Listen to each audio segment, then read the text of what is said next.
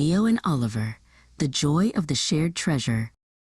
High up in the branches of the great oak, Leo the squirrel was admiring his collection of shiny glass marbles. They sparkled like tiny stars in the morning sun. Leo tucked the pouch under his arm, making sure not to lose a single one.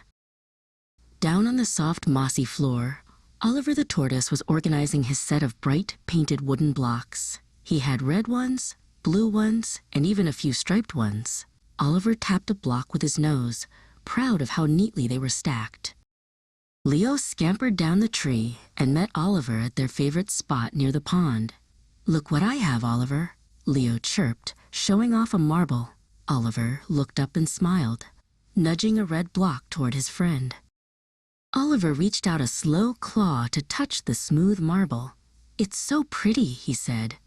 But Leo quickly pulled it back and hid the pouch behind his fluffy tail. "Be careful. These are mine, and I don't want anyone else to touch them." Oliver felt a bit sad, so he pulled his blocks closer to his shell. "That's okay," Oliver muttered. "My blocks are very special too.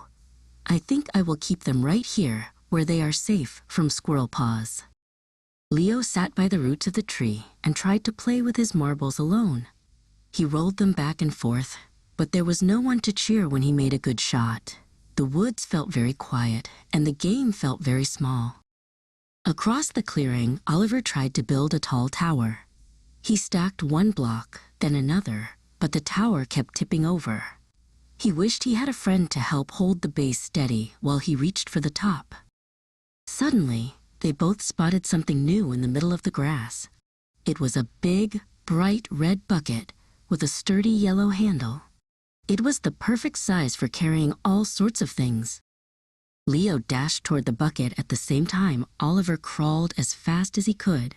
"I found it first," Leo shouted, grabbing the handle. "No, I saw it from the ground," Oliver countered, biting the edge of the rim. They pulled and they tugged until the bucket tipped over with a loud clang. It rolled away into the weeds, and both friends fell backward onto the grass. They were both grumpy and out of breath. Just then, Leo's little sister, Daisy, came running by with her friend, Felix the rabbit. They were playing with a single soft ball, tossing it back and forth, and laughing so loud the birds joined in. "My turn, Felix," Daisy cheered as she caught the ball and immediately threw it back. They weren't worried about who owned the ball. They were only worried about having the most fun together. Leo looked at Oliver, then at his pouch of marbles. He realized his marbles weren't nearly as fun when he played alone. He walked over to Oliver and held out his favorite blue marble. "I'm sorry, Oliver. Do you want to try one?" Oliver beamed.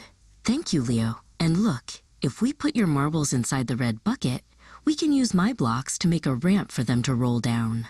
Oliver pushed his blocks toward the bucket. The two friends spent the rest of the afternoon building the tallest marble run the forest had ever seen. By sharing their treasures, they had created a game that was much bigger and much better than playing alone.